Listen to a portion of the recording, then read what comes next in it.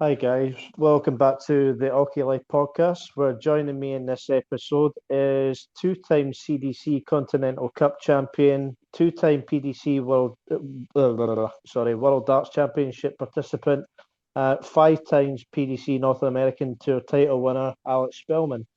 The Jackal. First of all, Alex, thank you so much for coming on. I am very aware that you're a very busy man at the minute, so I really do appreciate it. How are you? Doing great, and I appreciate you accommodating me as well. I know we tried to do this maybe last week, and I missed some messages you sent me, but I'm just glad we're able to knock this out now. Yeah. So you're currently back home in North Carolina, in what looks like in the background your kind of man cave. How is that? So love being home. I'm not home very often. Yeah, like you said, I know people listening probably can't see it, but I've curated my space here mostly during COVID. This used to be a loft, so this wall back here where my boards are, it used to Mhm. only be about waist high, and then it would look down through the stairs, and then this Yeah. space over here used to be like a very small bedroom. But during COVID, we were able to get a little bit of a deal from a contractor because for some of them it was hard to find some work to just make it one gigantic room. So I'm actually, a lot of people think I'm like downstairs or like in a basement, but I'm actually on the second floor of the house here. But this is Okay. just my office. Yeah, I mean, I have to say it looks aesthetically pleasing. I have to say that, mate. I'm weird. I have to like measure everything out. So like, the spacing between these pictures up here, that's even, but that there and that there is all eat. Like it has to be very, anywhere else in the house, I don't care. But in my space, it has to be very, very spaced out. Now, if this, I don't think, to be honest, I don't think it'll go onto YouTube. But like just to kind of describe to the viewers or to the listeners, sorry, just what it kind of looks like right now. The jackal in the background looks unreal. I'm not gonna lie. It's a massive jackal. Yeah. Yeah, that was one So of the first things I put up on the wall. As soon as I was looking for something to put up there, and then I was like, oh man, the spacing between his ears was perfect to put my tablet right below it. It just works.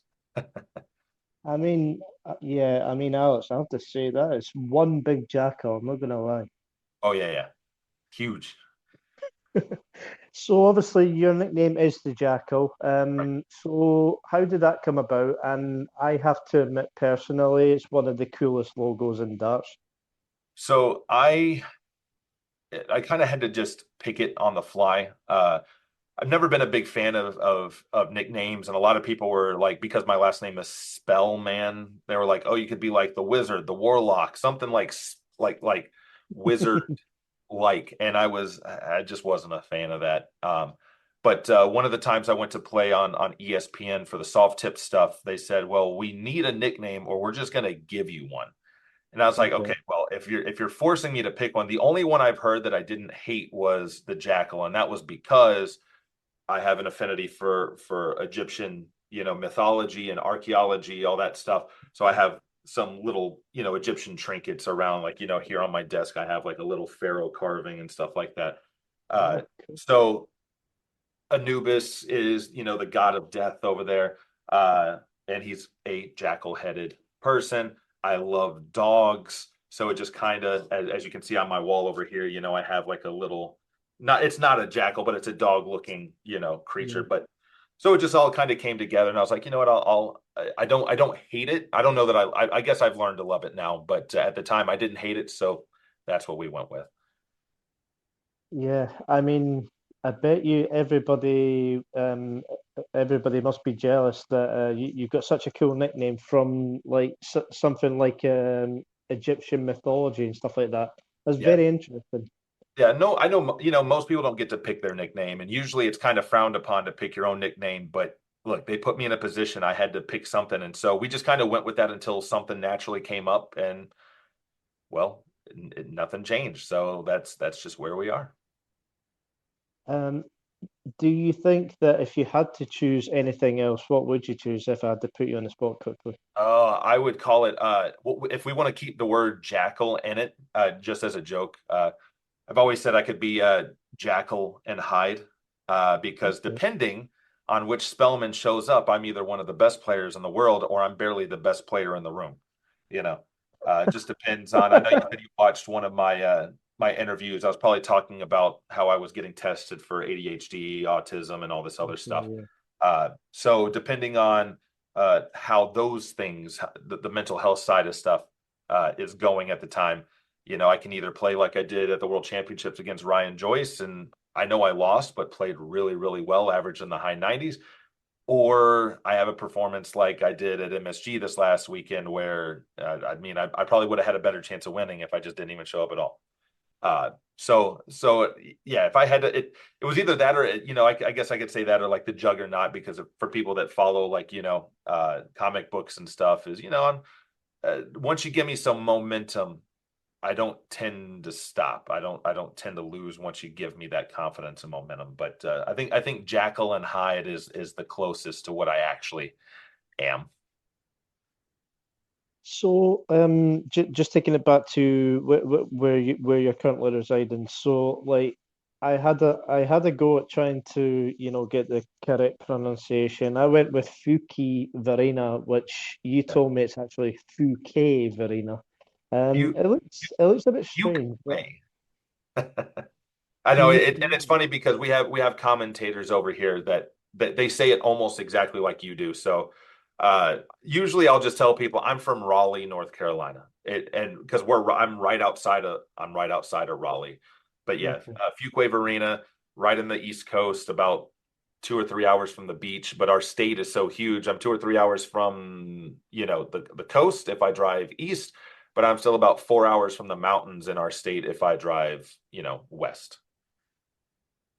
Yeah, the United States of America, man, absolutely bamboozles me just how big it is. Like, it's ridiculous.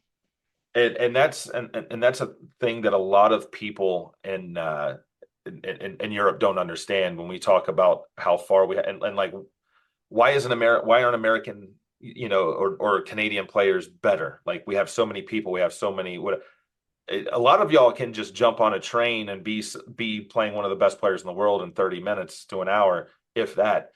Whereas me, I mean, I might be hours, an hour, like a flight away from players that I'm looking for. One of the things I like to do is if I go from my house to Los Angeles, it's a 40-hour drive, basically. If I left London and just drove, What? yeah, so if I went to London and just drove east for 40 hours, I'd probably be in the middle of Russia somewhere. Uh, so it's and I've gone to say Modus and other things where players will talk about how, and I'm sure if you follow darts, you know that a lot of players withdraw from the Players Championship events in say Germany and things like that. Yeah, yeah. And a lot of players will say if a competition is more than an hour away, I'm not going to go. And it's like I consider a tournament that's about 4.5 hours away a drive. Like that's a quick drive to get to wherever I need to be. So it does make it a lot difficult for us. But that's just if I drive west, so 40 hours west. If I want to drive all the way down to the tip of Florida and I'm right in the middle of the United States. If I want to drive all the way down to the tip of Florida, it's about 12 or 13 hours that direction. And if I drive north, it's about 12 or 13 hours to get to, the top of the states there. So yeah, it's absolutely massive here. For 40 hours to Los Angeles. Yeah, it's why, and sometimes you have to make decisions. So I had to fly out a Friday night to go to Chicago for a CDC event. I drove to Charlotte, North Carolina to play in an event for Friday morning, a CDC, like a little side event. Drove there. The idea was I'm going to play, hopefully win, which I did, fortunately. And then I was going to drive back home, get on the plane, drive to Chicago. But while I'm in Charlotte, I get a notification that my flight was canceled, and the only other flight is in the morning. And anybody that follows me knows that I can't travel anywhere without having cancellations, delays, blah, it doesn't matter. So then I had to make the decision. I can either fly out in the morning and hope there's no delays or cancellations, because if there are, I won't make the Pro Tour. Or if I leave right now in my car, it'll take me 13 hours to get to Chicago. And if I don't sleep and I just drive straight, I'll get there 2 hours before the start of the event. So I just drove. Like those are the things that we have to do in order to compete over here sometimes. And it hurt it as good as we can play, it hurts our ability to play even better. Yeah. Yeah. Like, sorry, before we go into like North American darts in general and like the growth in the sport, etc. I just thought it was funny that you said like driving from like London to Russia somewhere. I'd Right. I'd love to see you try that. Oh my God. Yeah, yeah, right.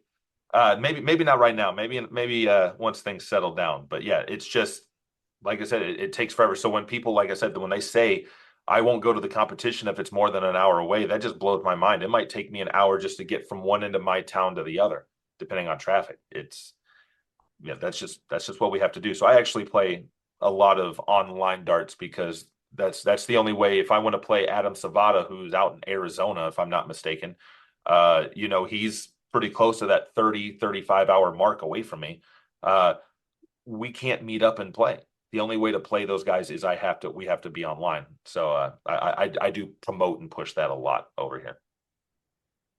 So, speaking about the North American dart scene, so obviously the PDC are starting to put a lot of time and effort into the CDC Yeah. circuit and like the amount of events and the prize money, etc.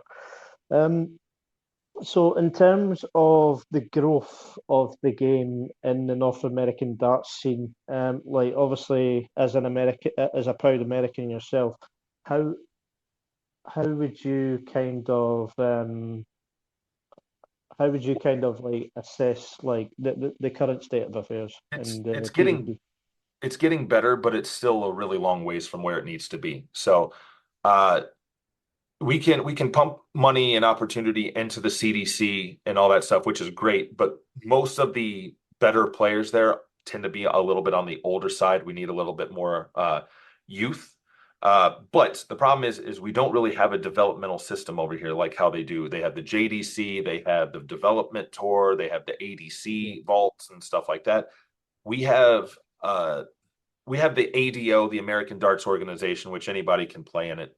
If you only have to pay a fee if you want to earn ranking points, but anyone can play in them. But it's just a weekend tournament. It's like your bar league on the weekend. Now, bar league over here is going to be different than maybe what you guys play over there. But a typical league down here might be like a best 2 out of 3, 501, best 2 out of 3 cricket. Both of those are singles, and then maybe like a pairs 2 out of 3, 501 in cricket.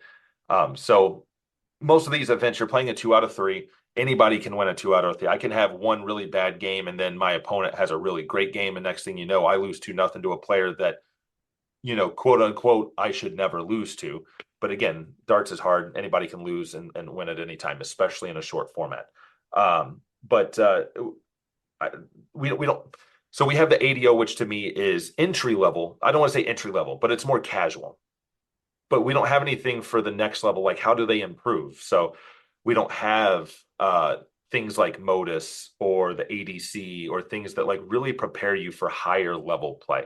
The best things we have right now are our biggest online league is DPFL, and we have a live event every August, but it's mostly an online league, and we have a Premier League where we're playing a best of 23, and everybody's a 75 plus, so that's getting us playing more competitively. But like the youth players, if the family next door wants to learn how to play darts, the culture might be a little bit different here than it is in Europe. But like the family next door might not want to take their kids to the bar, and that's the only place to play. So it's not very family friendly. It's hard to get kids involved. So until we actually have places for those people to go to, until we have information on, okay, well, where do I go? Like if I wanted to play, well, how? Like I would challenge people, okay, even in my own city, go figure out how to play, how to join a league. And my city, I feel like is going to be okay, but there's going to be a lot of cities where there's just zero information or good information. Then you also have to deal with, and this is I don't want to say it's a problem, but this exists everywhere in the world. You have some leagues that everyone there is super friendly. and is well behaved. And you have some leagues where you just have people that don't know how to control themselves, and they kind of deter people from wanting to come back. So there has to be a place that is run professionally. And I'm not saying it has to be at a professional level, but it's clean. It's for the improvement of darts. It's not bar league. It's not there for having fun. We just don't really have that yet. So we have to build that up on top of continuing to give our best players as many opportunities as possible, because off stage, like a lot of people will see us play at MSG or at the World Championships, and they'll see us come up short. I've only ever won, I think out of 10 or 11 matches on stage, I've only won once. Now, that doesn't mean I've played bad every time. I lost to Peter Wright 6-5 here one year, which I'm not going to, I felt like I didn't play very well, but it's still a 6-5 against a former world champion. Like I said, I lost to Ryan Joyce 3-1 in Worlds, but I shot a 96 or a 97. He shot 101. I'm not going to be too upset about that. But what people don't see is what we do off of that. Like, maybe not everybody's following the senior tour where Leonard Gates went and tore that up a little bit. Almost every time an American goes over to, say, play Modus, we almost always win Group A, it seems like, or at least perform pretty well. I've played off camera. Well, I guess on camera, I always bring up, I've played Littler 3 times at Modus, and I beat him all 3 times, 4-0, 4-3, and 4-2. Now, I hope I get picked for that Netflix thing, because I've never been a PDC tour card holder. And I put in there like why do you think you can beat Littler? And I was like, because he's never beat me. Like, I'm already up. Why wouldn't you want someone on the show that's never lost to him? I don't think I'm going to get picked, but we have Jeff Smith, who made the finals, not of the North American Championship at MSG, but the actual PDC US Masters. He made the finals, took out that 167 to beat Luke Humphreys in the semis. I could just Stowe Bunce making the quarterfinals of, I can go on and on. I always bring up, and you can ask him if he even remembers. Look, the same year that Rob Cross and Scott Williams made the semifinals of the World Championships, Stowe Bunce and I practiced with them a couple nights before. Cross got me 2-3 in sets in our sessions, but I got Scott Williams 6-1 in the session that we played. So we win a lot. When we're comfortable and we're playing well, we can win. The problem is that we don't have that stage, and I think even if we're comfortable, we just try so hard. I can't speak for every player, but for me, it's so hard to just play for just yourself. You want to play for everybody in the crowd. You want to prove to everybody what we can actually do. And for a player like me, I don't drink. I don't have anything to help deal with that added stress. And unfortunately, I keep coming up short. But maybe one day. So quickly back to the Littler thing. Yeah. So having a positive 3-0 advantage over him. If Yep. you were to play him now, I mean, with the form he's in, it's going to be difficult for anyone.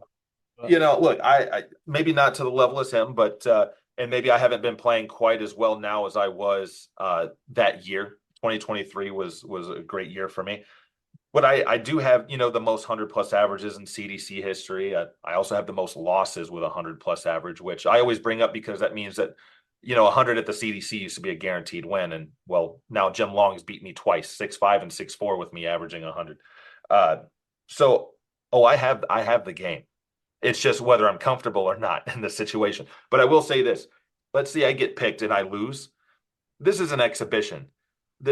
So my 3-0 record would remain intact, and I'm up 12-5 in legs. So even if it's just a 1-leg shootout, I'm still up 12-6. So I like the advantage.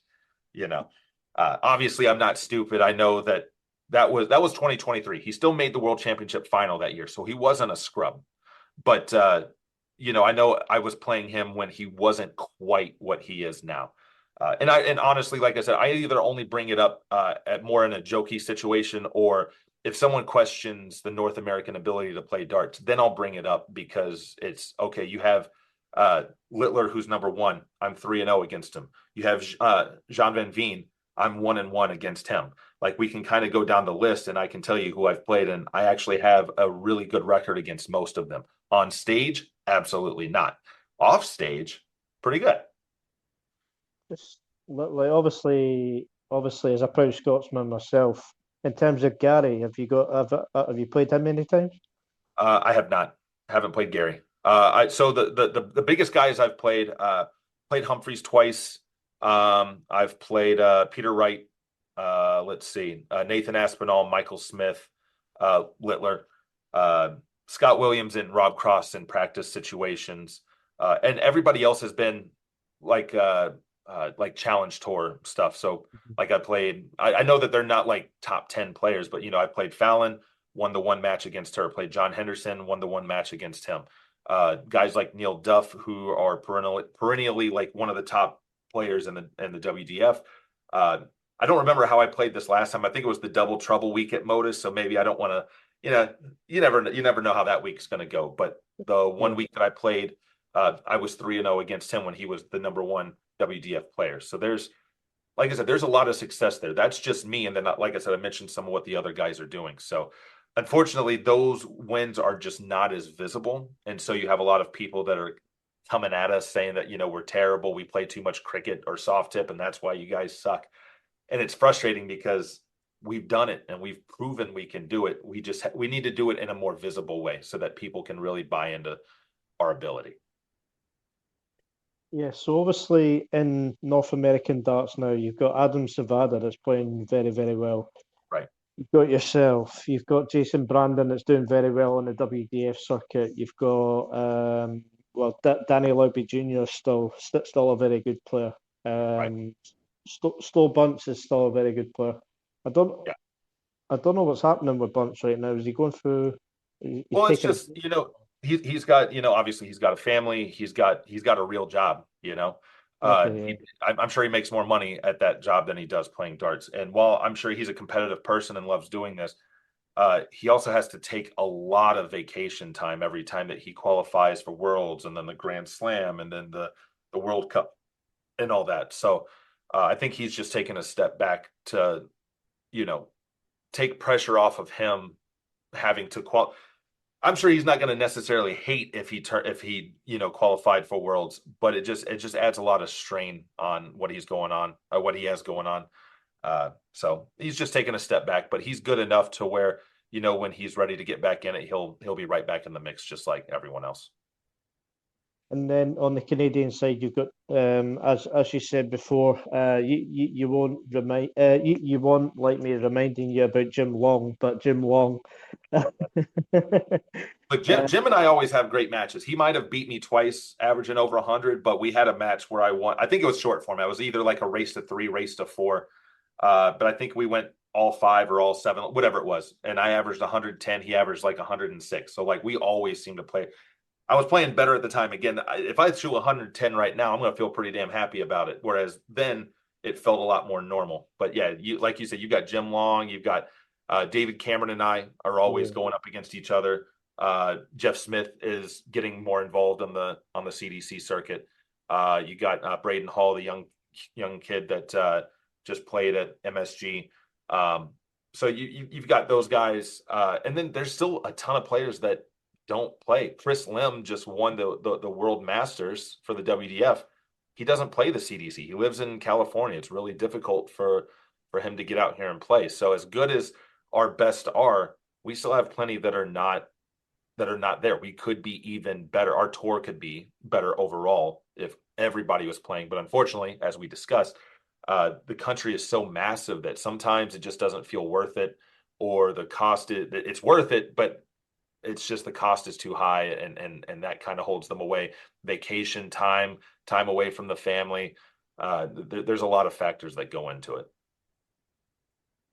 So I guess my question to you, so in the next say, 5 to 10 years, what do you expect from for like in regards to the North American dart scene? Can you see it like booming even higher? Can you Oh see well, like a yeah, proper can you see yeah. like a As proper development plan, like a proper strategy in place? I think so. It's gonna it even if it's not in a great place in 5 to 10 years, it's going to be in a much better place. Hopefully, I know that I've been kind of not me necessarily doing the work itself, but kind of facilitating some relationships between companies to try to get them providing better opportunities for us, not necessarily monetarily, but just getting us playing higher level events more often. Um, so if that gets going, then that's going to help the players that are already established and getting better. Uh, but if we don't have, again, if we're not recruiting new players, if we're not getting places for youth players to actually be able to go play that's not a bar, uh, I don't know. We have to get that part done. Um, but I think, in my opinion, the online space is the best right now because the kids can play from home. Everyone's already playing on their tablets and their and video games and all this stuff. So I'm sure they can toss a couple darts and use an iPad or whatever. Um, but yeah, there's just like I said, the infrastructure is just not there yet. And then like I said, even the youth stuff, when people are just getting involved, if they need to build experience to get better, because again, like I said, I have to travel to get to players that are, well, on my level to a point where I'm looking to really spar and get to work. So if these players want to go to tournaments, they're going to lose every dime they put into it. They might spend $1,000 to go to this tournament, but they're still only a 30, 40, 50 average, whatever it is, and they're not going to win anything because it's not like it's just an open. Everybody signs up, so that 30 average player is playing in the same bracket as me. Um, but then like the youth players, a lot of people forget or don't even consider that their cost is double more or less because a 10-year-old can't travel by himself. At least over here they can't. So now they have to travel with a parent or a chaperone or something like that. It gets very pricey and the money's just not there to make it worth it. I can't speak, to everything over New York because I don't know it that well. But I question, the girl. I can't think of her name off the top of my head, but the girl from Turkey that won the WDF Youth World Yeah. Championship for the girls. How much money did she spend traveling around, uh, trying to get these points to qualify, for Lakeside? I don't know what the payouts are for the youth at these particular events. I know some youth events don't pay out at all. So how much money did they put into that? And first place was 1,500 pounds. I could put on a bigger tournament right here in my room. Um, I don't, and that's not a knock on the WDF or anything. It's just the numbers. The payout Mhm. with the first place prize was 1,500 pounds, and now I'm wondering what dedicate, not even just monetary, but the actual time dedication, to qualify for something like that. So, but I'm trying to use that over here, and like I said, I don't have the time or the resources to do it myself. But if I can get the right people, I'm getting I've gotten Winmore on board with that DPFL, the online league. Winmore already has a facility in Texas here. They're trying to help grow things. They're also getting involved in the soft tip side because even though a lot of people see soft tip as fake darts and whatever, look, I've got just those two checks back there are $22,000 worth of money from soft tips. So it might be fake darts, but that's real money, you know. So if it gets people playing though, if people start off in soft tip and then want to take on what the quote unquote real darts, then they're going to transition there. All the best players over here play both. We go to whatever makes sense. Um, but getting people involved. So like what we do with the DPFL thing, and I know I'm like rambling at this point, but with the DPFL, you have to get people involved. Like I said, a player that spent $1,000 to travel and is a 40 average and they got to now play me in the first round, they don't they some people can afford that, but not everybody can. Well, Mhm. with the online stuff, we can actually take your competitive average and say, okay, now the money is still going to be the higher your division, the more money you're going to get. We have to incentivize people to play their best. But now what it does is it puts a 40 average in a division with other 40 average players, and it's intended to be a serious. This isn't, I mean, okay, you can have fun with it, of course, but the intent is this is long format. It's supposed to help you push yourself to get to the next level. But that gets more people involved because of them saying, well, hell, I'm not going to play because I got to play Spellman in the first round. Now they feel like they can compete. And the players that get better, they're going to eventually get to where I'm at. And the players that don't, that's fine. They still have a place where they can be competitive. And I'll shut up. Do, do, no, no, it's fine. You're basically taking the lead role now. I don't have to say much.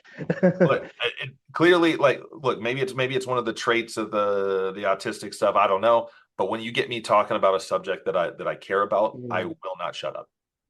No, that's fine, mate. Honestly, don't worry about it at all. So like when people have to play you at events, do you think people already think they're beat before they've even started? Like they get that For fear? sure. For sure. And like even I mean honestly, even I still go through that. And it has nothing to do with the person that's in front of me. I'm aware of who they are and what their ability is, but really for like someone at my level, it's more if my throw feels pretty good and I feel in control of everything I'm doing, I don't care who's in front of me. If I play well, you're gonna lose. You could now that may not be true, but like I said, if I'm feeling good and you put Littler in front of me, I feel like I'm gonna make you work for it. Even if you beat me, I'm gonna make you work for it. Doesn't matter if I get whitewashed. That's how I feel going into the match. If I don't feel like I'm under control of my throw, and you put me in the same match, I already know quote unquote I'm still trying my best, but you just kind of know this is going to be rough. And it's hard not to think that way sometimes. But I've had players that have played me. They know who I am and they know what I've done. So yeah, they're anxious. They're more nervous playing me. And I've won many matches where I didn't play well myself. I had an off game, but the player was so hyped up and nervous for playing me that they couldn't take advantage of that. Or they're playing all right. They see I'm struggling and they're like, "Oh my God, this is my chance. I can take him. I can beat Spellman." And then they try way too hard and then lose. So And then you'll take out like a 140 checkout or something just to yeah, break the heart. I'll hit the one random big shot and it's just like, well, I haven't hit over a ton the whole game and I just went 140, 170 to close out the match. I don't know where it came from, but they don't take advantage of that situation, which I appreciate because I don't play well all the time. So in terms of the future of not North American darts, so I'm going to get you to name one prospect on the United States of America side that you think has got a really good chance of becoming a very good player, and one from the Canadian side as well. Um, so, man, I don't know why. I think was it Peyton Hammond. I think if I want to start on the Canadian side, um, there's a couple kids that I feel like have similar names, and I'm already terrible with names, and I know these people. Like I've taken my wife to like a company Christmas party, someone I work with every day for the last 5 years, and I'm like, oh, hey, this is what's your name?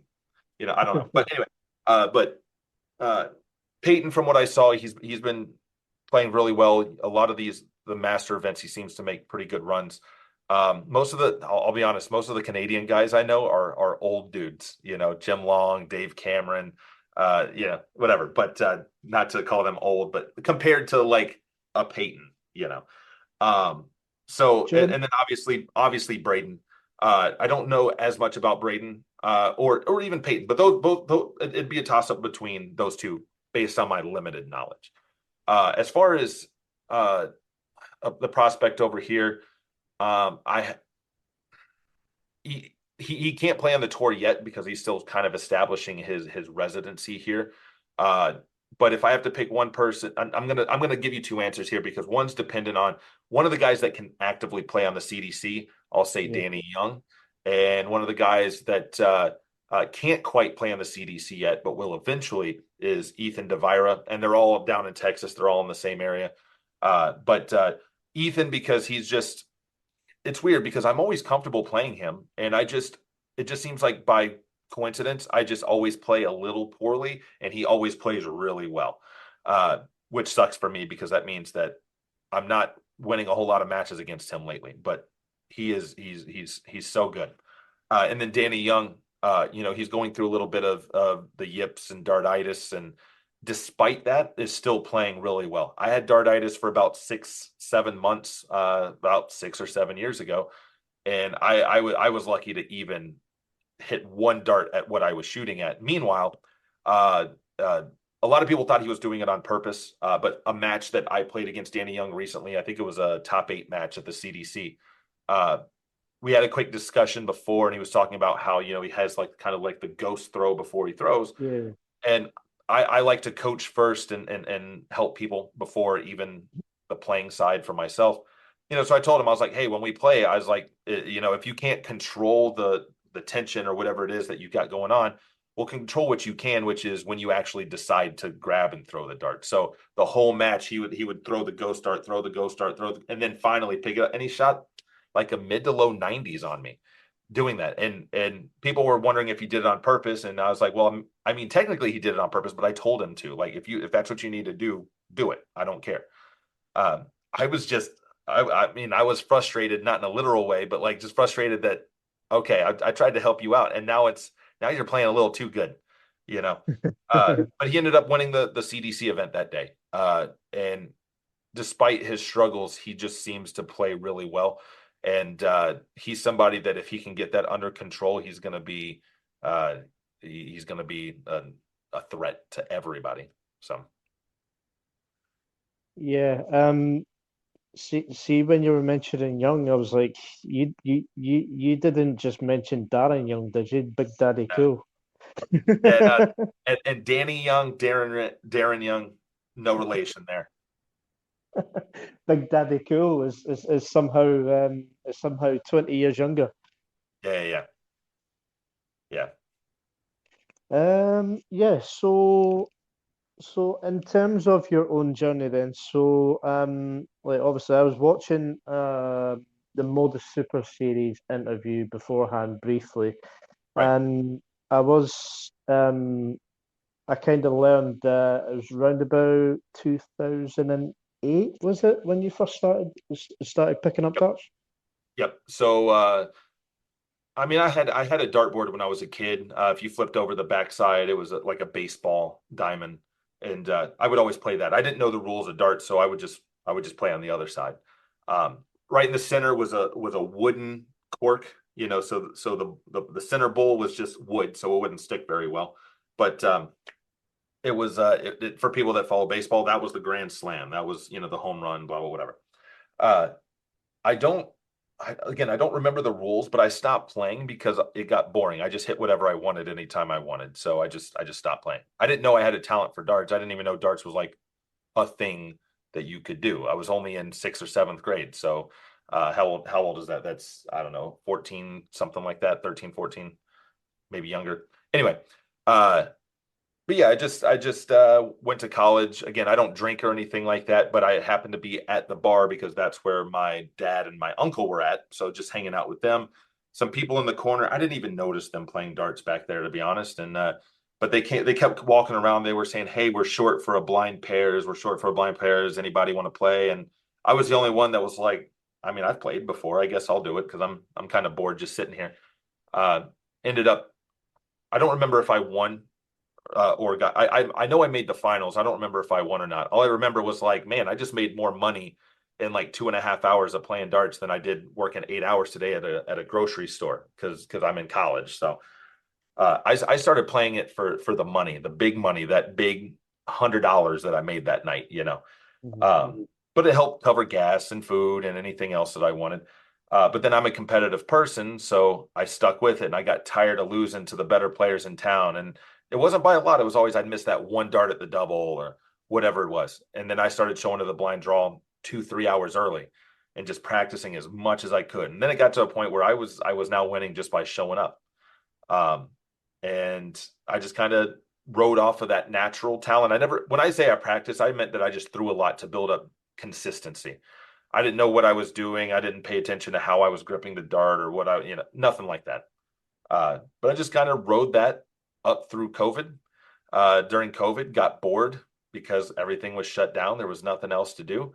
So I started kind of saying, well, what if I started taking darts a little more serious? Because now I'd been playing online darts since 2010. There wasn't a whole lot of players in my city that I wanted to meet up with and shoot with.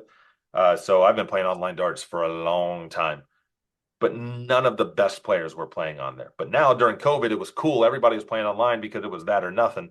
Um, I wanted to take it more serious and see what I could do with it. So the level I've been playing at has only been for the last 5 or 6 years. So if people want to criticize my inability to play on stage, I have to remind them I'm still pretty fresh to playing at this level. Like you could argue Littler's been playing at a higher level longer than I have, even though he's half my age almost, because he's been playing. Hell, I don't know. He's 19, right?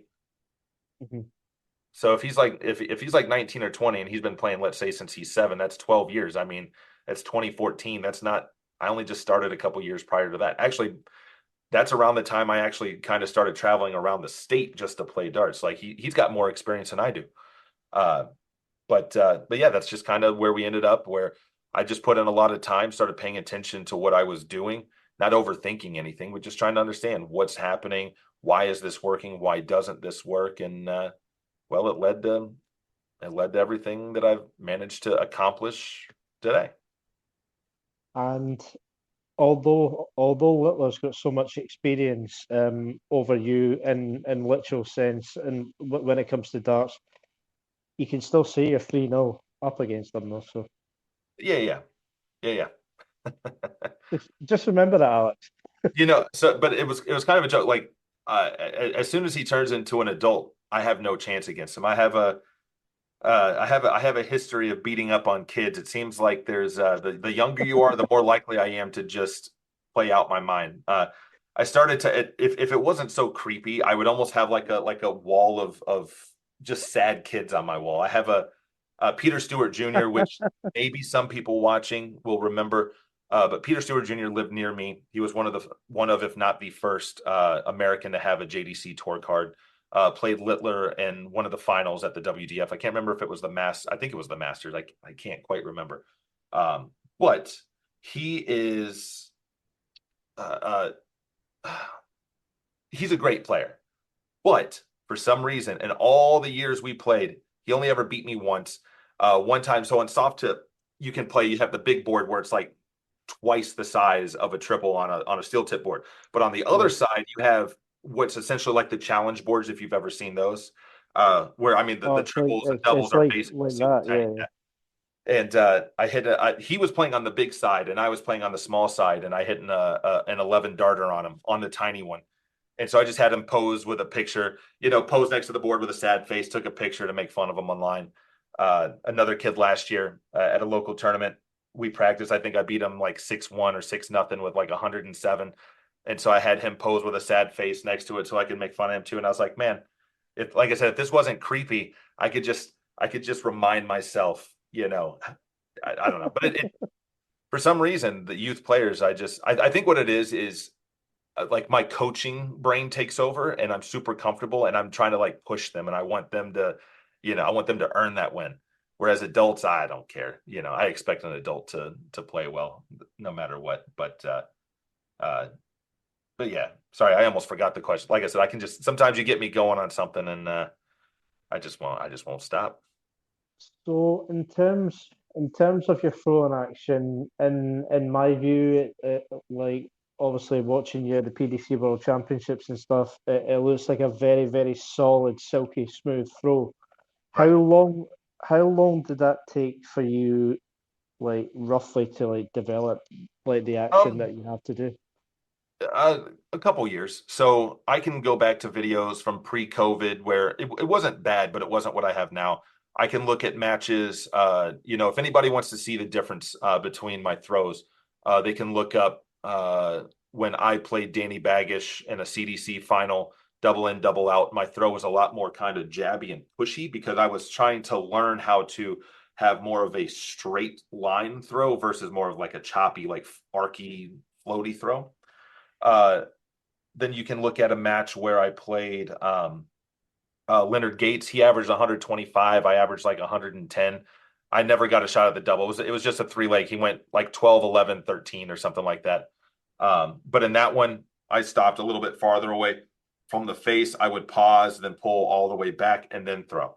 Then you can look at like when I hit the 9 darter, where I would basically pull the dart right next to my face, pause, and then throw forward. So it kind of evolves over time. I'm in a weird phase now where it's almost like you get comfortable with your throw, and uh, I used to be able to pause kind of where my arm is nice straight up and down. I could pause right here, and then it's just pushed to my target. I don't know what changed, but man, my body fights every ounce of my being. Every time I try to stop, my arm just wants to keep pulling back. And so I when I find that rhythm, I'm fine. But if I don't have that rhythm, I am not fine. If I'm playing well, it's out of pure luck. I don't feel like I have the same control. Like you have players like a Michael Smith or Ricky Evans, these guys that throw really quick. But you also notice that these really fast rhythm players can often get out of that rhythm and I don't want to say that they're in no way are these guys easy to beat, but I feel like they are easier to deal with because as long as I play solid, I feel like I'm going to have a chance. Whereas if you might have a guy who's a little bit more, I don't want to say slow and steady as if they are pausing. Like I wouldn't consider like a Luke Humphreys quite as fast as like a, even though it's all within rhythm and they don't really stop their throw. It's not quite a Michael Smith, Ricky Evans level. Those feel more stressful to play against because you feel like they have more. I feel like they're going to have a little bit more control over their rhythm and their pacing, their comfort, all that stuff. So if I play a Danny Lobby, if I play a Joey Linaw over here, guys that are quicker, I feel pretty comfortable because I feel like if they're out of rhythm from the start and I play pretty strong, hey, I got this. But even if I don't start strong and they are in rhythm, all I have to do is outlast that and hope they find that little dip, and then I play consistent. So sometimes it just, I know I'm like sidetracking based on what I'm physically doing, but I don't want to be a quick rhythm player. I want to slow down, and I'm working on that still. It's been 2 years, but I'm getting closer. So happy about that. And in terms of the analysis of your throw, I did see that you had started to do that quite a fair bit. Where did that kind of inspiration come from? Like in terms of like the analysis side. So I I don't really know. It's just I got so tired of being inconsistent, one day playing amazing and one day not, and not really knowing why. I know it felt different, but I didn't really know what I was actually doing different. So during COVID, like, everyone is scared to make changes to their throw because you're going to have to accept that you're not going to play well for a while you're trying new things. And people will always make an excuse of like, yeah, but I've got a league final next week. I've got a big event in 3 weeks. Like, you don't want to let yourself down. You don't want to let your teammates down. You don't want to waste any money. But at some point, you just gotta rip the Band-Aid. And like I said, during COVID, well, everything was shut down, so I didn't have to worry about that. So I just worried, well, what am I doing with my grip? What am I doing with my wrist? Again, I don't want to overthink it. I just want to understand what am I doing so that, when it does feel good, because I know you said you play darts yourself. Well, when you throw a good dart, it probably doesn't, it feels probably pretty effortless, but if I asked you, okay, that perfect dart, it just felt beautiful out of your hands. Well, what did you do? How are you gripping it? And again, some people would be like, why are you even thinking about that? Just go up there and throw. No, if you want to repeat that throw, you have to understand, what did I actually do? When it feels good, that's great. But when it feels bad, it felt bad, but you don't know what you did different. And that's all I wanted to eliminate that. So that process became, okay, I grip the dart in this spot. I have my wrist. It's not cocked back. It's not rolled forward. It's just kind of somewhere in between. Like what I tell people is like, like if you go to like you're given an oath, I don't have my wrist cocked back, but I just have my hand kind of here. Well, if I close my hand, that's where I want my wrist to be, right there. I don't want it cocked back, because once I do that, to me, it introduces some tension, and it's harder for me to push in a straight line if I'm here. But if I'm here, it feels more comfortable to push in a straight line. Uh, so I just started paying attention to that. I tell them I want them to become engineers, but to scare them a little bit less. I tell them let's become a chef. Okay, so when I work through, okay, how am I going to have is my wrist a little bit more open palmed? Is it a little bit more edge on? Am I more like a James Hurl where he kind of has his hand here? What is my ingredient when it comes to my wrist action? Okay, once I figured out what is comfortable and what seems to kind of fly well for me when I do it right. Like I tell people, when you're working on your throw, it might fail 9 times out of 10, but if that 1 time out of 10 feels amazing, went right towards your target and feels better than whatever the hell you were doing before, okay, you might be onto something. So then you stick with it. I don't care about the failures. If I accidentally jerk my arm while I'm working on something, well, of course I was going to miss that even if I was doing something. If I could be Luke Littler, and if I short arm or shank a dart, he's going to miss too. So I don't care about. I only care about the darts that were perfect out of your hands, because if you do it right, that's what the result's going to be. So then once you figure out your recipe for each part of your throw, now you actually have to just follow the recipe. Just stay disciplined. I know that I grab my dart this way. I know that I'm here. And then you repeat it often enough to where now you just do it. But the thing is you've done it so much that even though you're not really following the recipe, you're just doing it. If you screw up, you know how to correct it. You know exactly, oh, I threw that too fast, or oh, I didn't quite. I can guarantee you right now, every time you grabbed a dart and didn't quite hold it right, you knew right away, I'm not quite holding this dart right. And you know what you probably did? You probably threw it anyway, because that's what we all do. Instead of like bringing the dart back down Probably, and resetting, we probably. all do that. But that's just a discipline thing. That's following the recipe. You didn't follow the recipe. If I bake a cake, even if I've done it a billion times, if I taste it at the end and it's a little bit bitter, dang, I forgot to put in the sugar, or I didn't put enough sugar in it. Like you didn't think about it. You just know what Mm-hmm. happened and what you did wrong. And then you correct it. An example I gave to somebody was your favorite football player, wide open goal, kicks it off the side of his foot and misses it.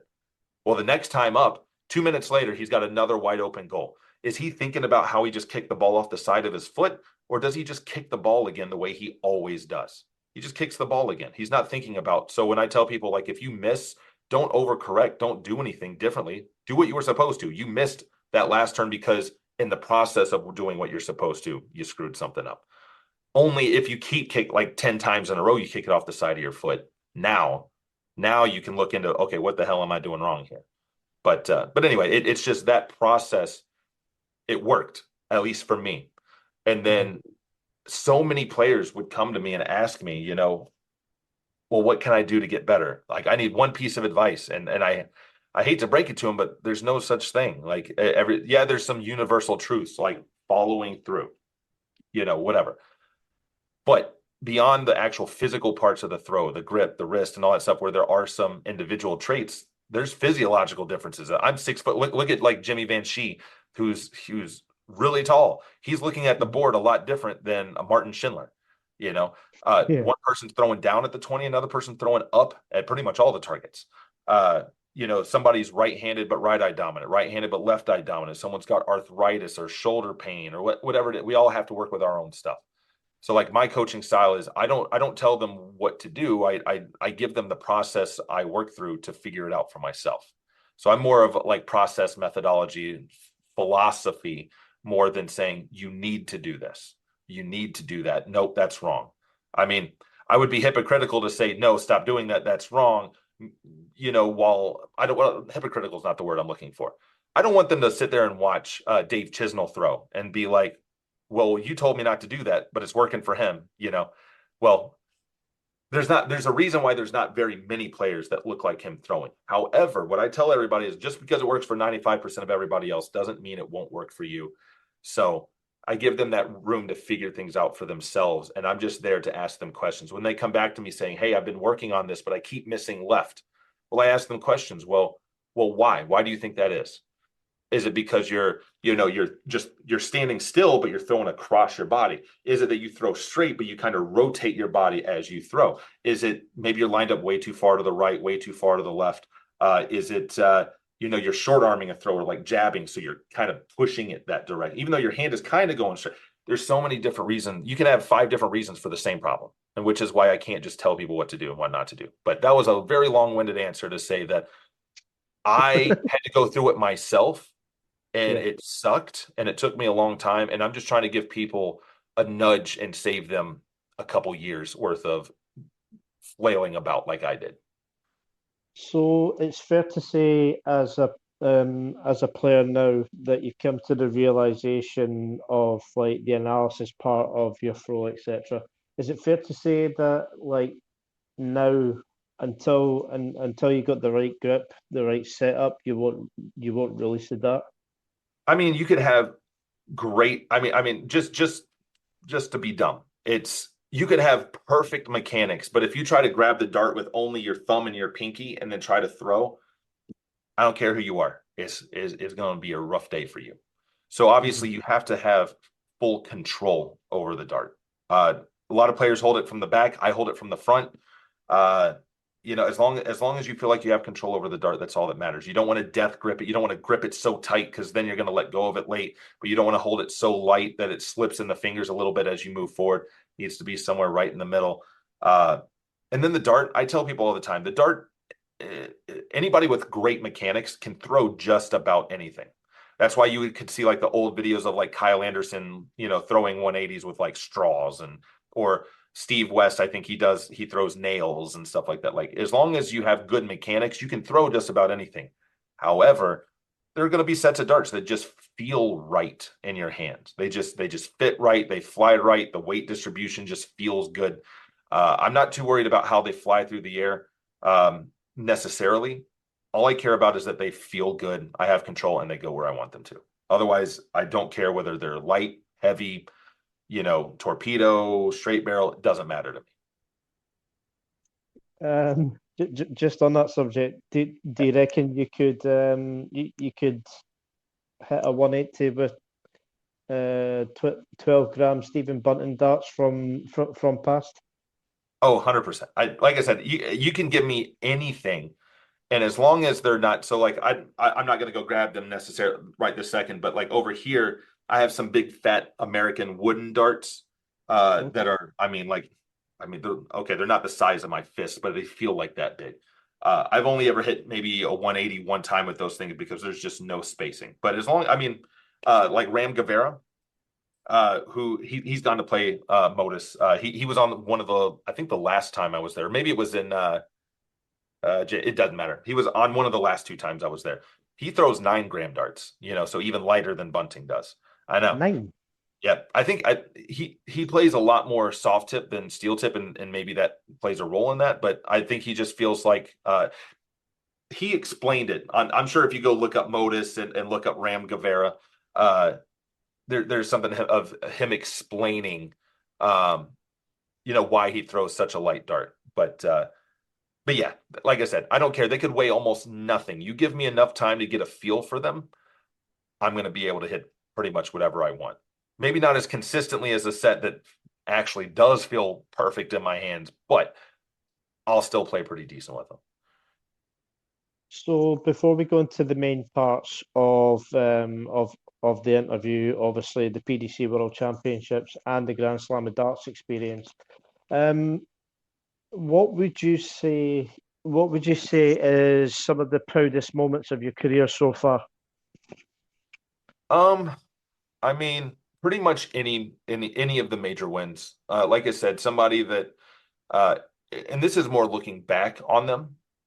In the moment, in the moment it's hard for me because every win I have, whether it's a good win, a bad win, or I'm hitting 9 darters, I feel like I'm doing what I'm supposed to. I put in hundreds and hundreds and thousands of hours to do this. Why would I be excited about accomplishing what I expect to do? And I hate that I feel that way because then that means that there's not really a whole lot of highs.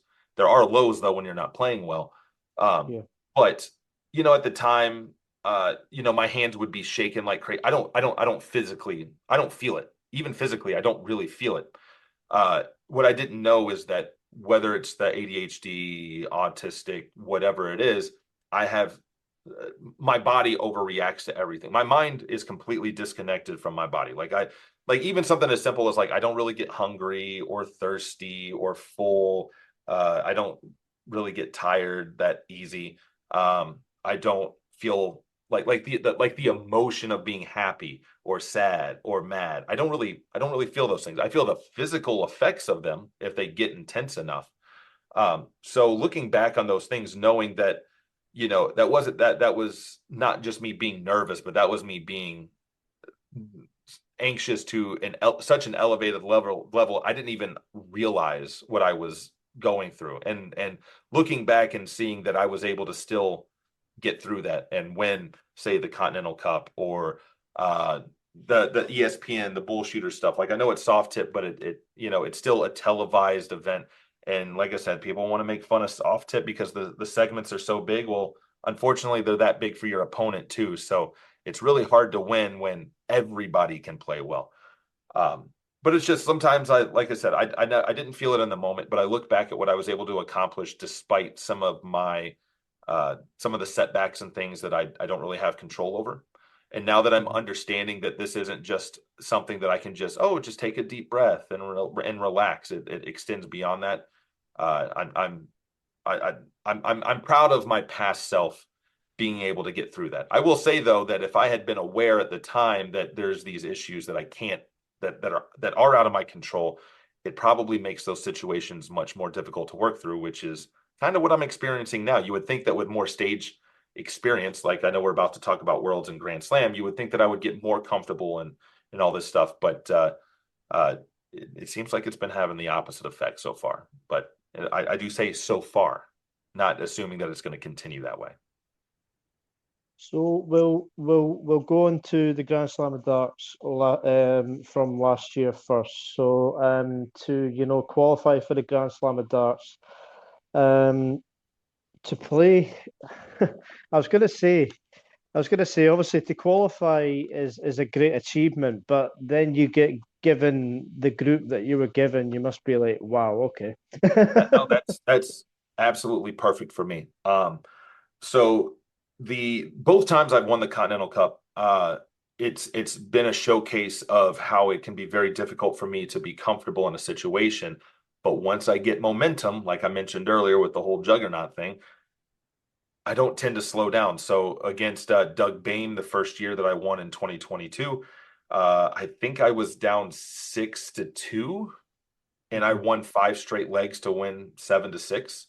Uh, I think I can't remember what the score line was against David Cameron last year, but I won 7 straight legs after he was up 5-1 or five. I can't remember what it was, but I'm pretty sure I won. It was 8-5 in the end. Yeah. So I think I was down 5-1. He was about to go up 6-1. I think he missed tops for a 120. I took out the 146 right before the break, and I didn't lose another leg after that. But it took me 7 legs to get going. So in some shorter formats, if I start off slow, I just never get that momentum. And of course, I lose 6-0, 5-1, or 6-1, whatever it is, and my day's ruined. But in a slightly longer format, I have just enough time to get it together. So I was already fortunate enough to win against Cameron. The Savada match before that took a ton out of me, which probably carried over into that Cameron final. If you watch the video of me accepting my reward or my award and all that stuff, it looks like I lost because I was just so mentally exhausted and drained. And I'm also thinking to myself, oh God, I got to get ready for the Grand Slam next month. I just wasn't in a good headspace as far as confidence and all that stuff goes. Um, Okay.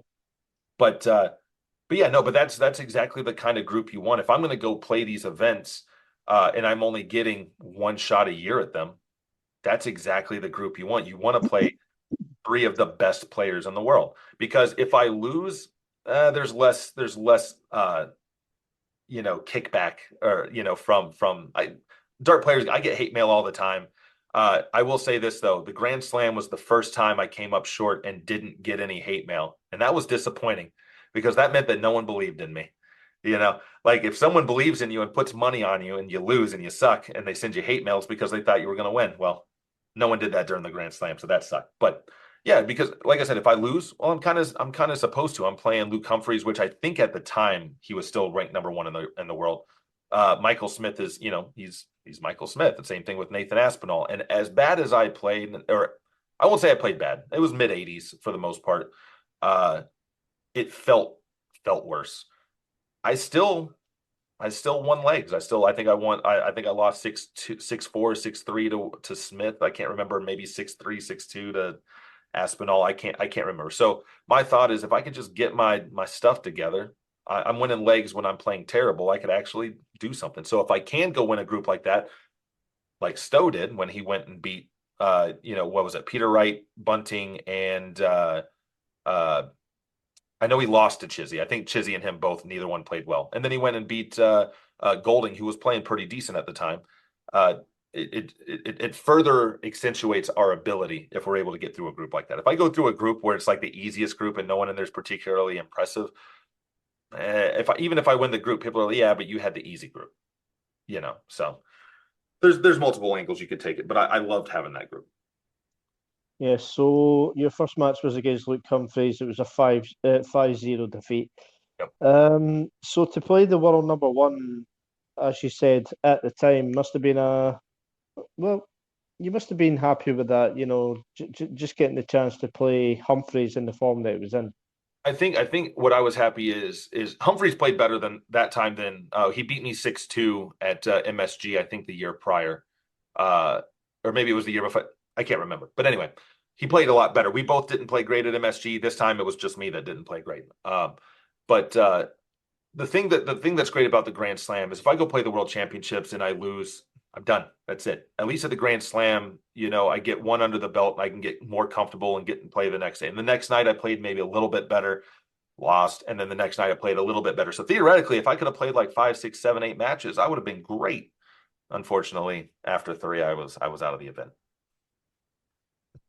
And then Nathan Aspinall lost 5-2, and then Michael Smith, you also lost 5-2.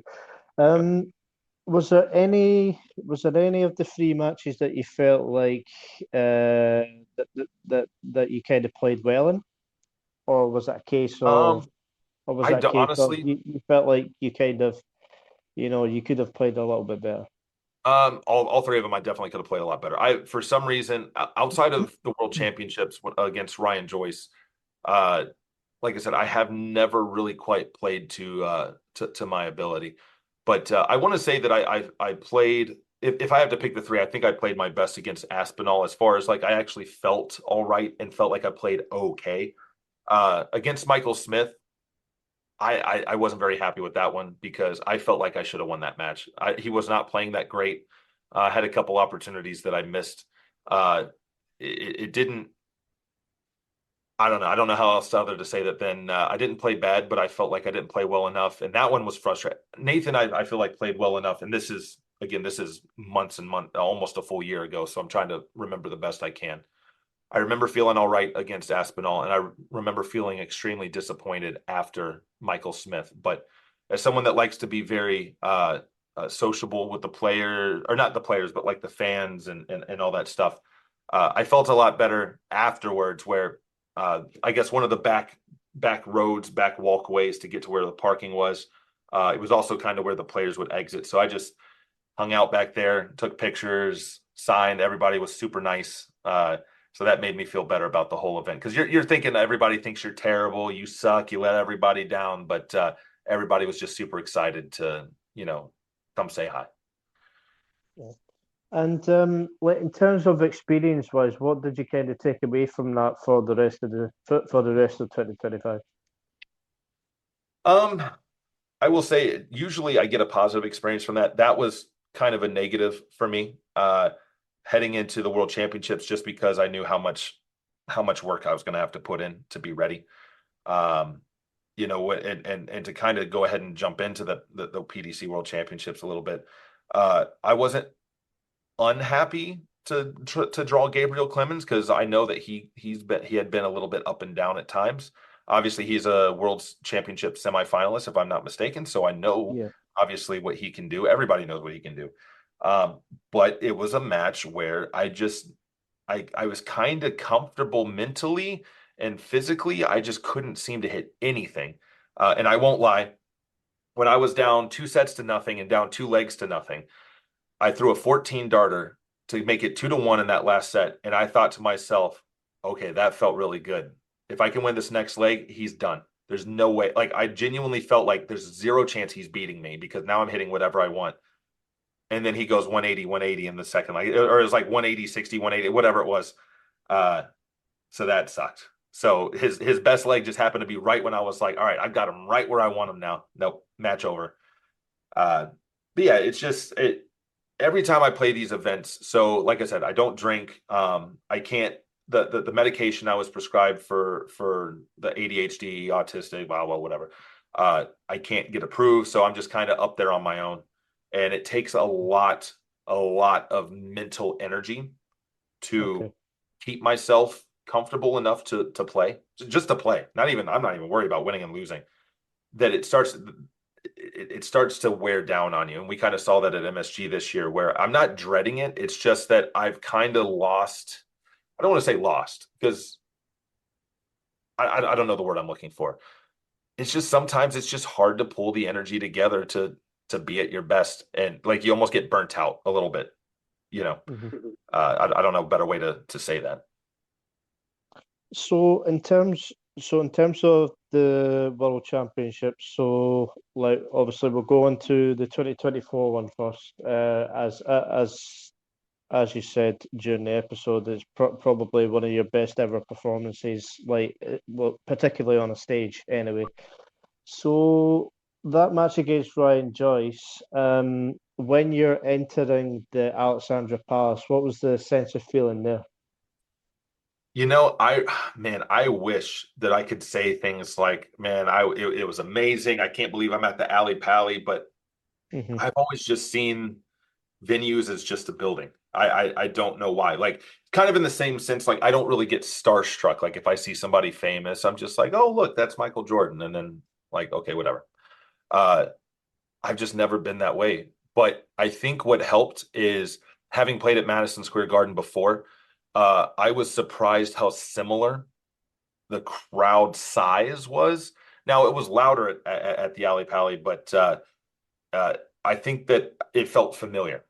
And so that helps settle you in. And the thing is like for me, again, someone that doesn't drink and do all that stuff, I have to manage my I'll say expectations or the buildup anyway. Like, oh my God, I can't believe I'm at Alley. If I start thinking like that, it starts putting on this weird pressure for me. So I just don't think about it. It's just another building. It's just another bar. However you need to think about it. It's just a board. Like it's no different. Like the throw line from here to there is the exact same as it is on that stage. Um, Fortunately, that's just kind of how I approach it by default. But there have been times where I have to, remind myself that it's just another game. Again, I have a bad habit of when I'm playing for me, and maybe this is why I do so well at like maybe Modus or on floor events against some of these best players is I'm just playing for me.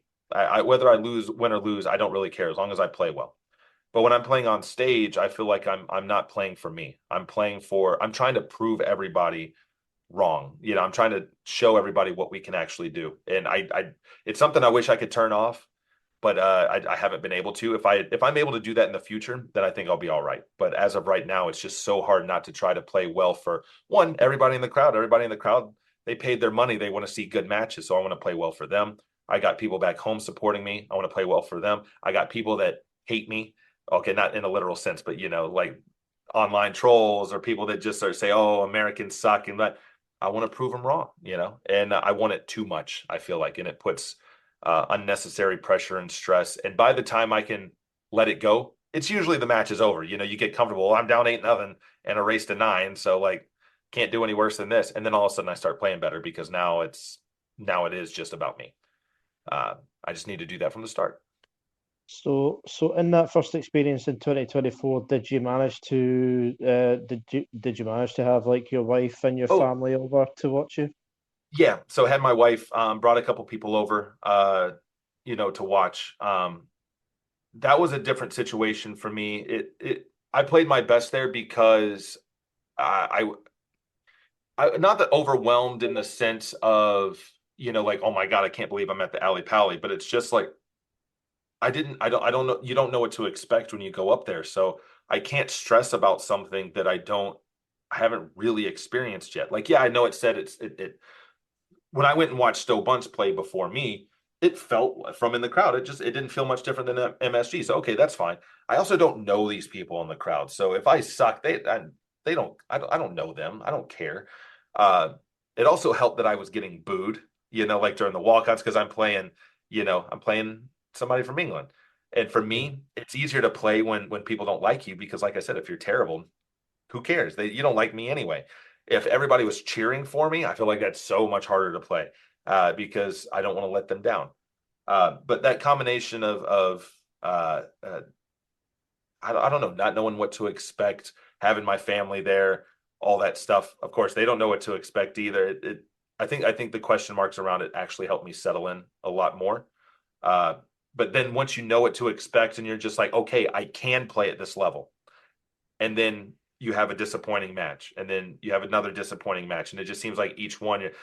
Look, if people want to wonder my struggles on television, all they have to think about is that when they were trying to hit their first 180, every time they'd hit those first two triple 20s, what do? They freak out. Oh my God, I'm gonna hit the third one, and they try so hard to hit it and they miss. But once they finally hit one, and then a second one, and then a third one, then suddenly it's not a big deal anymore. You're just trying to get that one big win, get comfortable. And we've seen that from a lot of some players win right from the start. Unfortunately, I'm not one of them. But we've seen a lot of players that once they finally did start winning, got that confidence up, then they didn't stop winning. So I'm hoping that's the trajectory I'm following. So, in terms of the rest of 2026, what does that look like for you, like in a playing capacity? Like, I know obviously you're Yeah. still pretty full on with like the coaching stuff and stuff like that, Yeah. but like from a playing perspective, what does the rest of 2026 look like for you? There's a lot of stuff in there. There's some like day job darts, which is just kind of smaller, maybe like a WDF type event, but maybe not an actual sanctioned event. Um, let's see, like I said, on I don't think you guys have ESPN2 over there, but like this Saturday, we have the finals of our bull shooter thing, hopefully adding a third check, to my resume. We got the CDC Pro Tour. I had a rough start to the year. Not that I played bad. I think I had like the second or third highest average. Not that averages matter or anything, but just saying that I was actually playing with decent quality, but I kept playing players that were just playing a little bit better than me, unfortunately.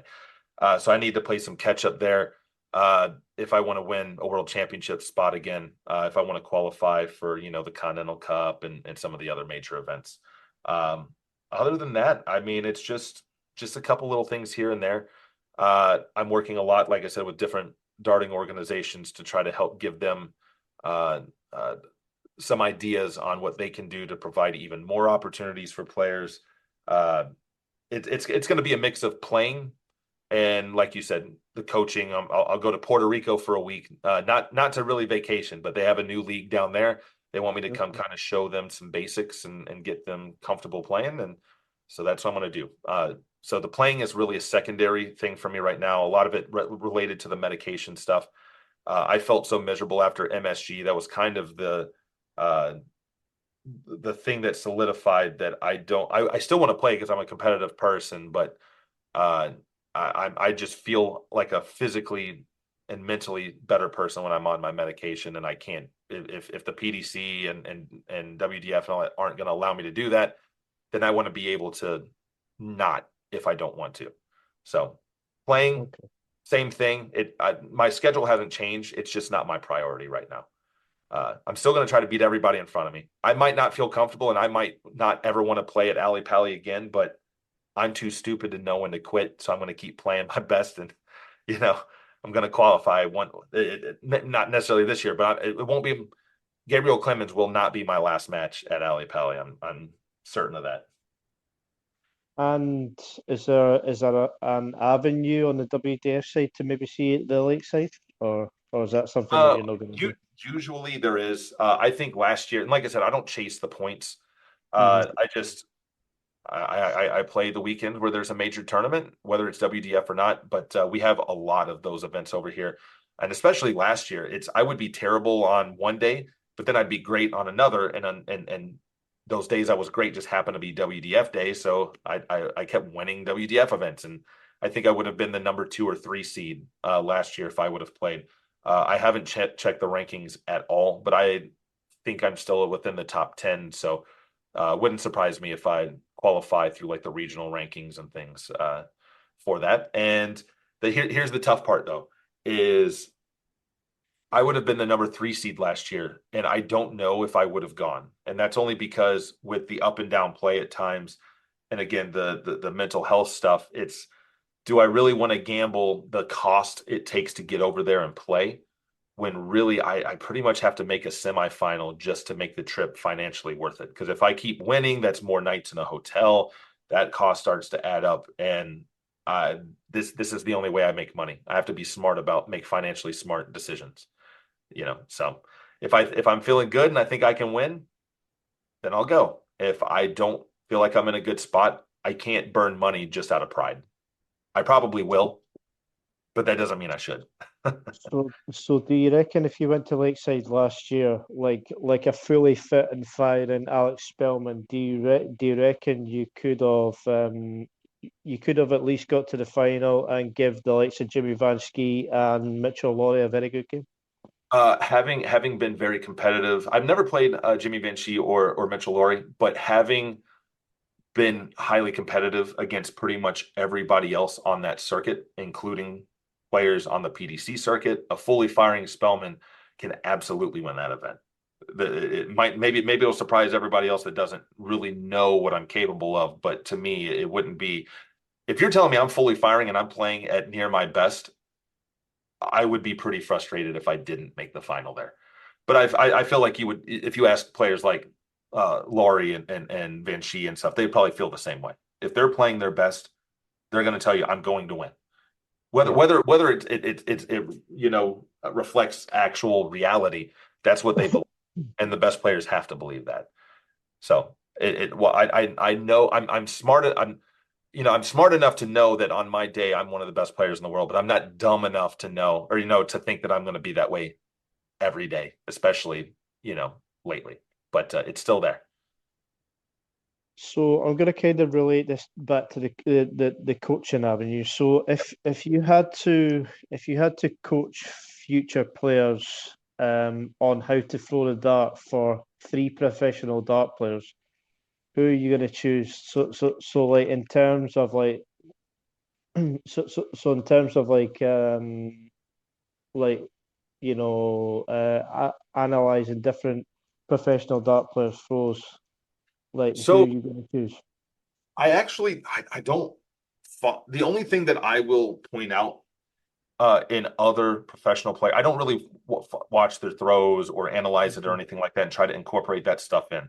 What I do is when I'm talking to somebody and I say, everyone always talks about, don't move the elbow, don't drop the, yeah, we don't want to drop the elbow. But if you watch every single player as they go forward, their hand starts to move forward. And then right when they get just past that halfway point, the elbow lifts so that everything can flatten out. Now, I'll have people say, but I've been told to not move the elbow and stuff. And it's like, yeah, on the drawback and stuff, yeah, you don't want to move your elbow at all.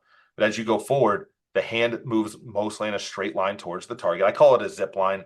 We don't want it like to chop like it's a rainbow. It's a zip line. There's a string from my eyeball to the target. I'm pinching that string and I'm following it. But if I don't let the elbow lift, my hand's going to pull the string down. No, I want to get here, let the elbow lift so that I can follow that string the entire way through. Then what I'll do is I'll pull up videos of MVG or Littler or whatever and show them a side profile shot of exactly that. Their hand moves in a straight line towards the target, the elbow lifts, and everything is in a nice straight line. So I'll use them to reinforce some of the concepts I'm showing and I'm telling people, because there's a difference between me telling you what to do and me being able to show you that this is what Yeah. the professionals actually do. They all might have a different grip, they all might have a different this, but that's one of the things that they have in common. So that's the only time that I look into that. Yeah, I'd probably say there's a few players that you could kind of learn from in terms of like the technique and the follow through, etc. Right. But like in terms of the better throws, you're probably saying the likes of Gary Anderson, Ross Smith, like players Right. like that. There's quite a few. Yep. Um, would you ever teach like your students or clients like how to throw like Richie Burnett? Usually no. No. And like I mentioned Chizzy earlier.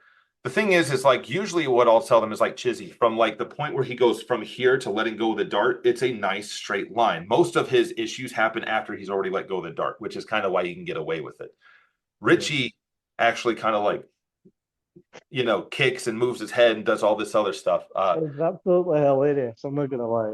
I've It's so never funny. watched it in like slow motion. And Richie, by the way, I know he can look really mean and grumpy on TV, but he's a really nice guy. Maybe I just haven't spent enough time around him, but we played the same week at Modus and he was awesome. But I've never looked at his throw in slow motion, and I might find the same thing as Chizzy. Like from here to here, where he's letting go of the dart is very smooth, and his body hasn't moved yet. So from here to here, straight line, he lets go of the dart, he's fine. And then after he lets it go, then he dances.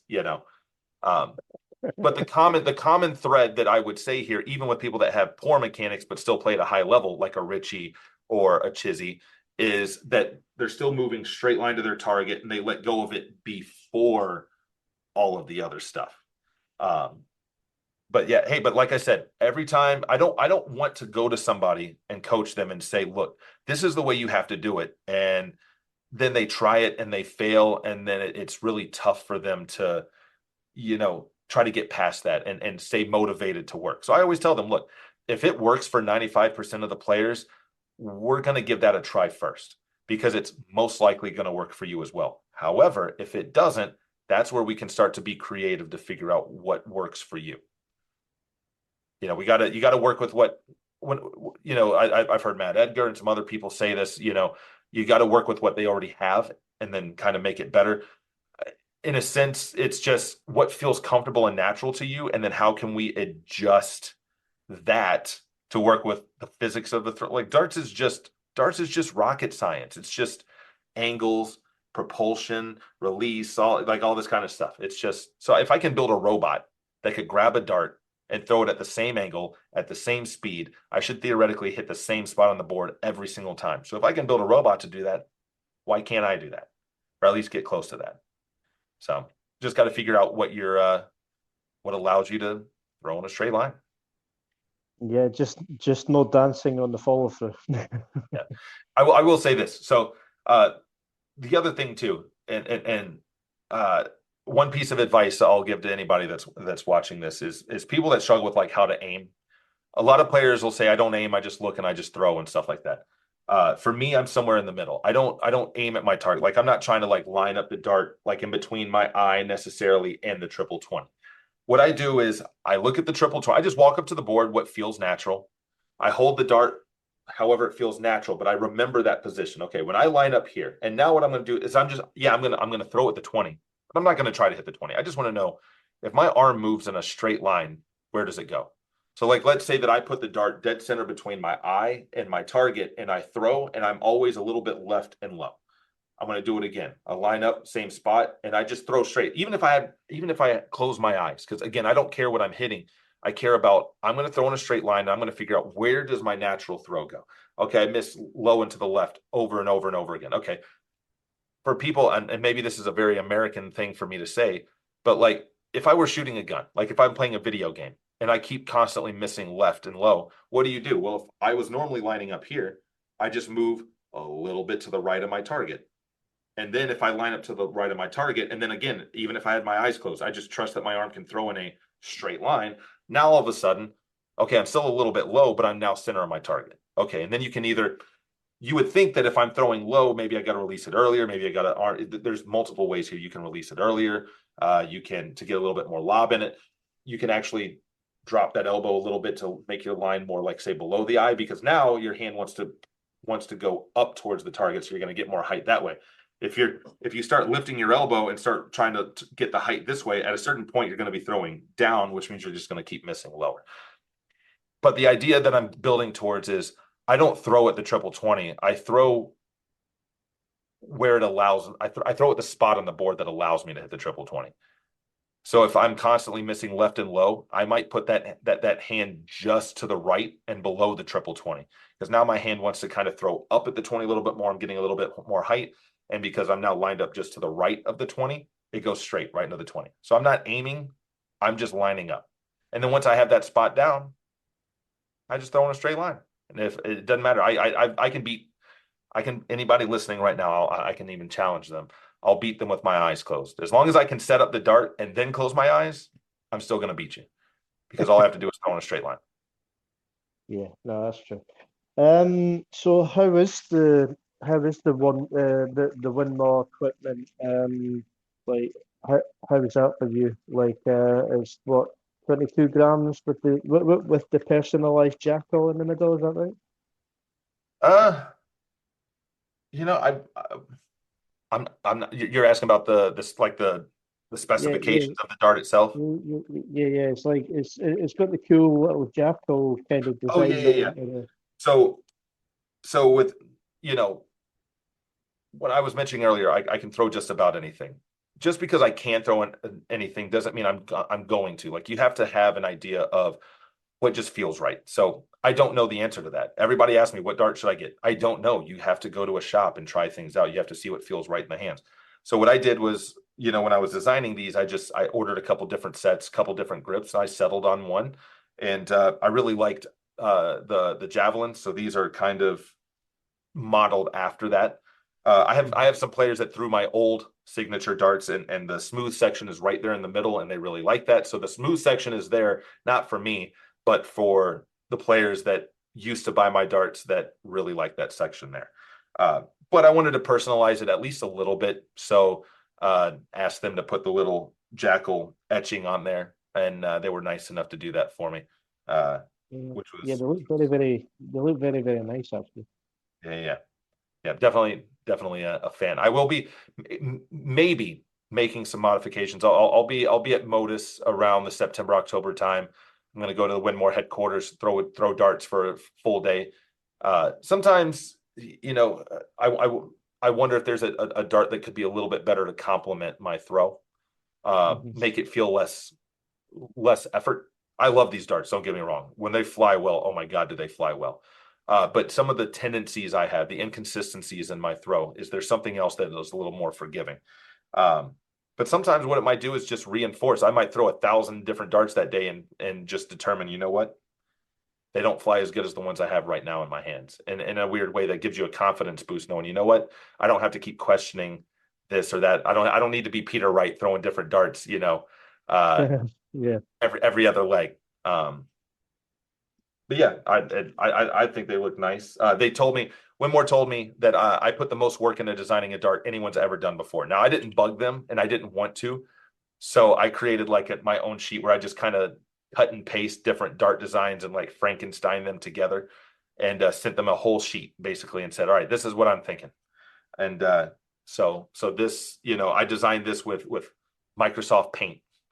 You know, came out great. They do look very, very aesthetically pleasing, that's for sure. Yeah, Can I, try to keep. wait, sorry, can I just quickly see the little jackal like up close to the camera? Oh yeah. Yeah, Uh, Let me see. Let me make sure I'm actually showing it to you there. So, oh, I don't know oh how yeah, well. I don't know oh if it'll yeah, I can see focus. it now. Yeah, yeah. Yeah. No, Now these are like that's a quite cool. personal set. So it doesn't have the Winmore logo on the back. It just has mine. So I guess that's how if anyone buys a set of darts that they claim to be match used, I guess the way to know is does it have the Winmore logo on it, or does it just have the Jackal logo? I try to do that to make it easier for me to know if someone buys a jersey that's match worn. If it's got my sponsor logos on it, I know it's match worn. If it doesn't, I know right away that it's not match worn. Same thing with the darts here. So just a few questions then to end about you personally. So we'll start off with a couple of dart questions. So double 16 or double 20? Double 20, easy. Favorite checkout? Favorite checkout. I can't say that I have one, but from a coaching perspective, I like 104 because there's so many different good options there to talk through.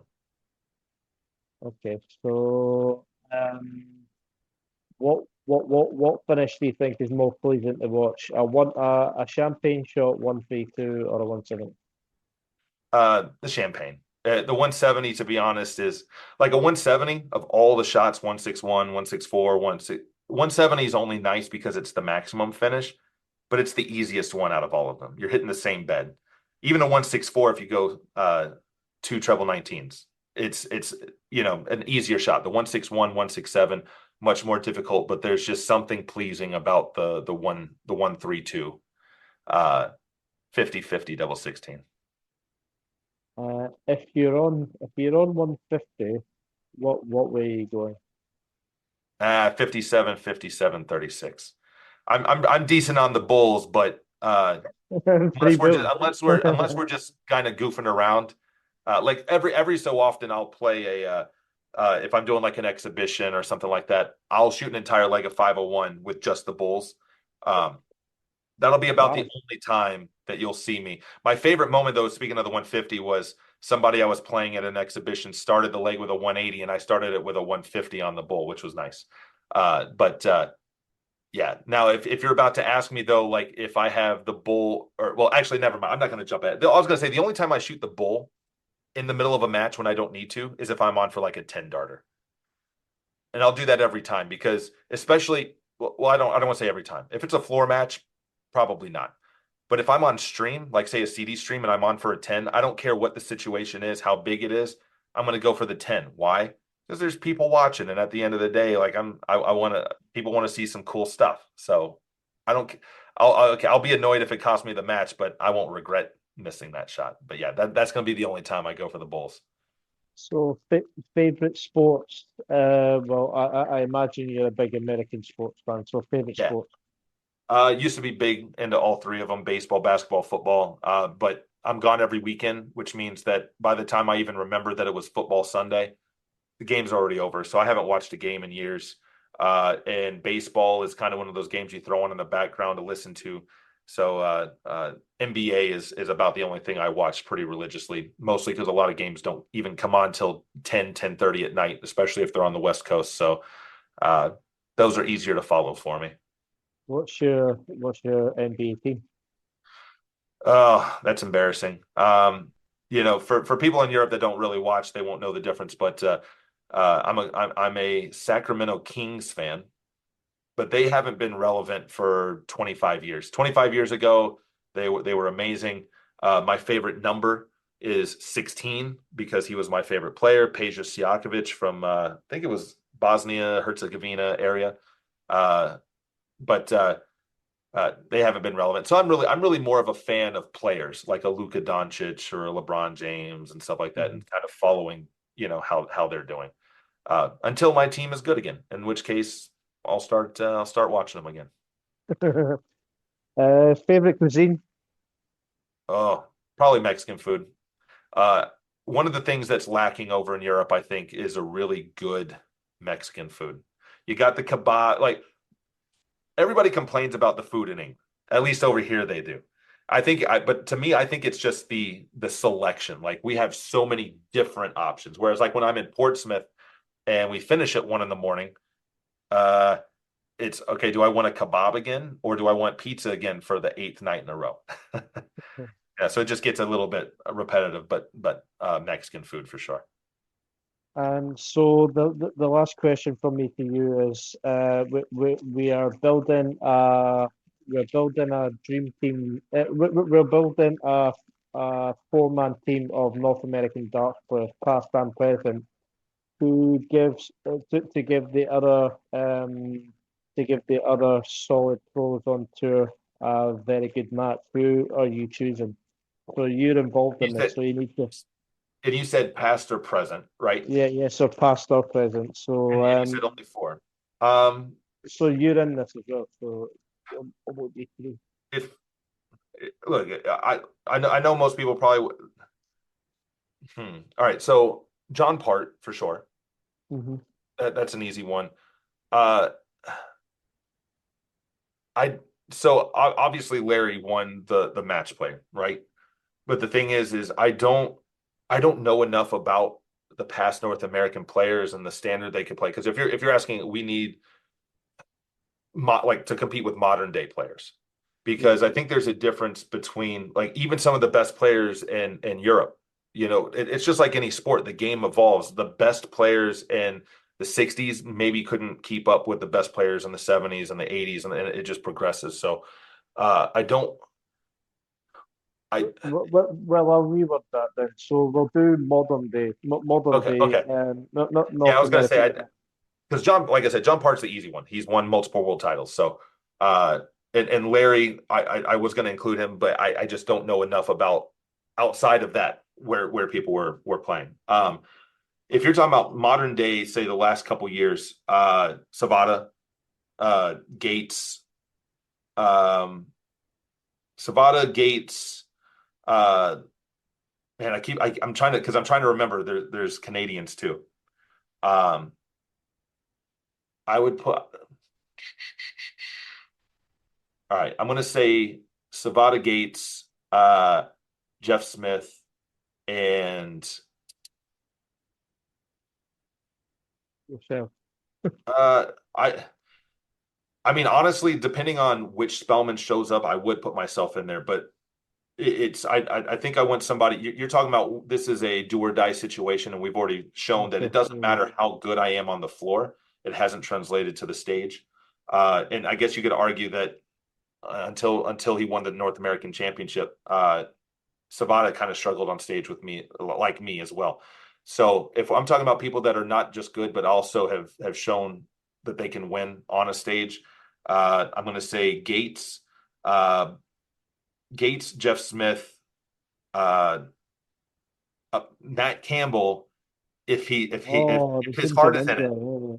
if his heart is in it, Matt Yeah. Campbell, Jeff Smith, Gates, and uh,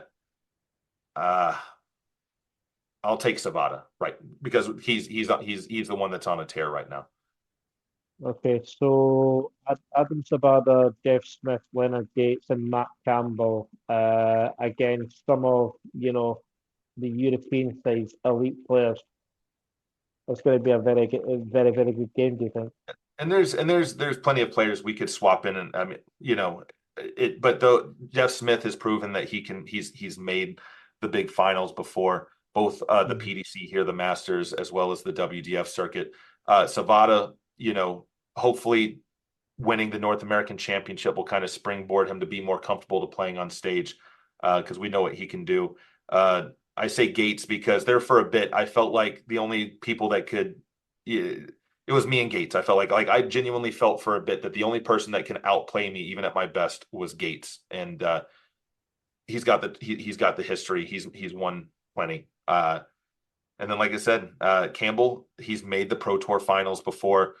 There for a bit, he was either right on the cusp of the top 32, or maybe I was just sitting here thinking he could be a top 32 player. So if his heart was into it, I mean, I don't. He's got the experience. He's won on stage before, so So if those he's feel not, pretty solid for me.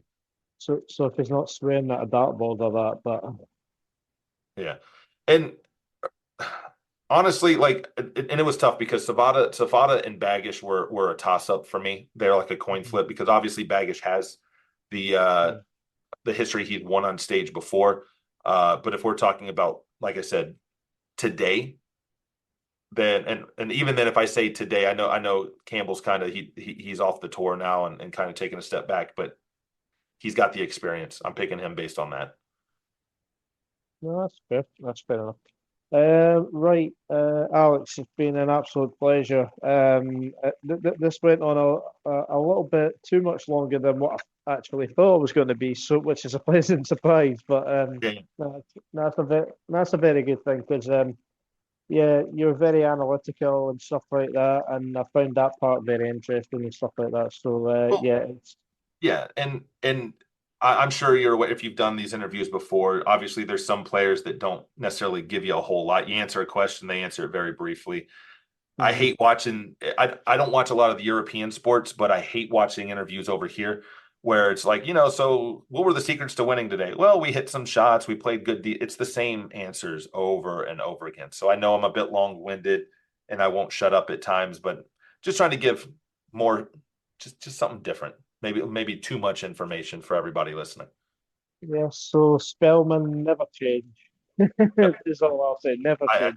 trust me, even if I wanted to, my brain won't let me. Right, Alex, mate, it's been a pleasure. All the best on the playing side, on the coaching side, and for the future. Yep. Thank you, mate. Cheers. Yep. Thank you so much, man. Right, all the best. Thank you. Yep.